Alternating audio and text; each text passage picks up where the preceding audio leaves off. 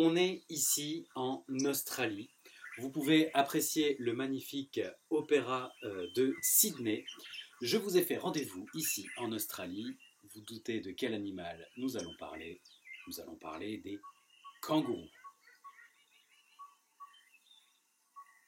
Cet animal au caractère imprévisible et fourbe sera représenté ici par les deux pianos. Les kangourous, il s'agit de la pièce la plus courte du carnaval des animaux. Elle ne dure que 50 secondes environ. Tu es en train de me dire qu'on a fait tout ce voyage en Australie juste pour 50 secondes? Oui, eh bien crois-moi que personne ne t'avait vraiment invité. Alors, comment Saint-Saëns a-t-il fait pour illustrer des kangourous grâce à seulement deux pianos? C'est parti pour les explications.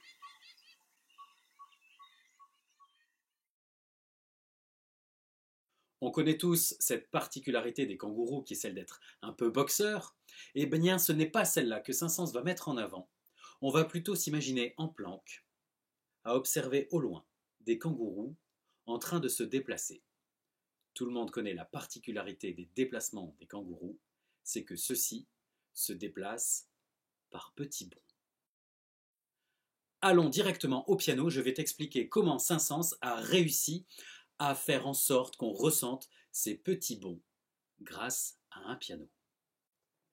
Tout d'abord, on va écouter la ligne mélodique principale, la voix supérieure que l'on va entendre le plus. Elle tourne autour de 3 notes.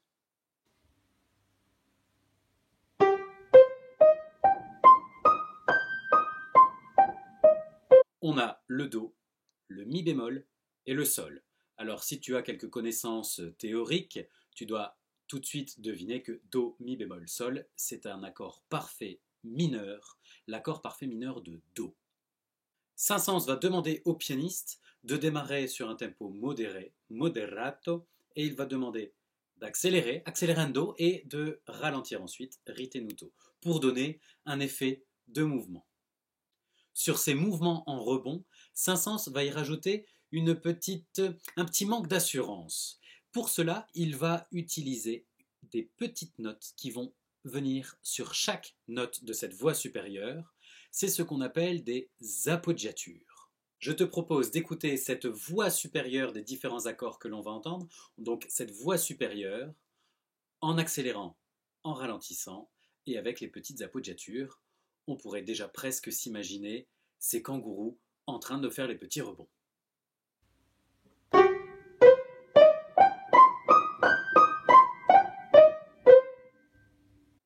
Si on veut pousser encore plus loin, on pourrait presque s'imaginer, pourquoi pas, qu'il s'agisse d'un bébé kangourou qui est encore un peu maladroit dans sa démarche.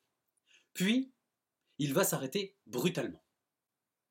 Et on va entendre des accords calmes. Une blanche, puis une noire. Répétez, une blanche, une noire. Une blanche, une noire. Comme si le kangourou s'arrêtait et se mettait à observer autour de lui. Voici comment Saint-Saëns a réussi à créer cet effet.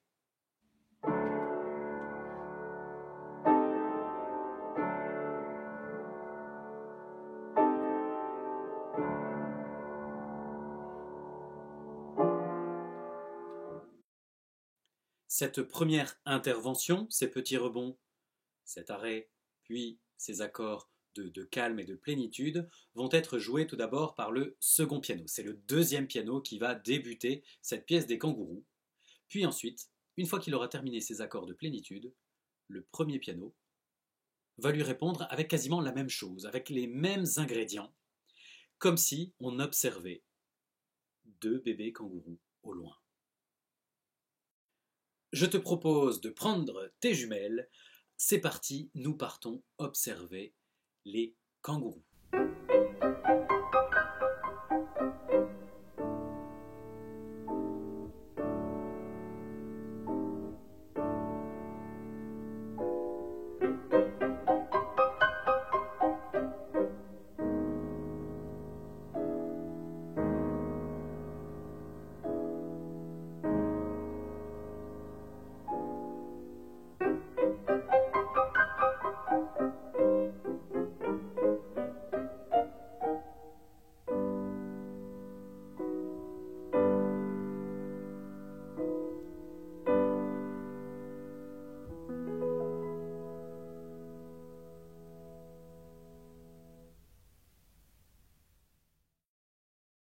Après ces kangourous tout mignons, il ne me reste plus qu'à vous dire rendez-vous la semaine prochaine où nous démarrons la découverte d'un nouvel extrait de ce carnaval des animaux. C'est un extrait, je pense, le plus célèbre de ce carnaval. On ignore que c'est d'ailleurs un numéro du carnaval des animaux. Il est joué, on l'entend, à la télé, dans les publicités, dans les films. C'est aussi le générique du Festival de Cannes. Ce sera l'Aquarium. Si, écoutez un peu.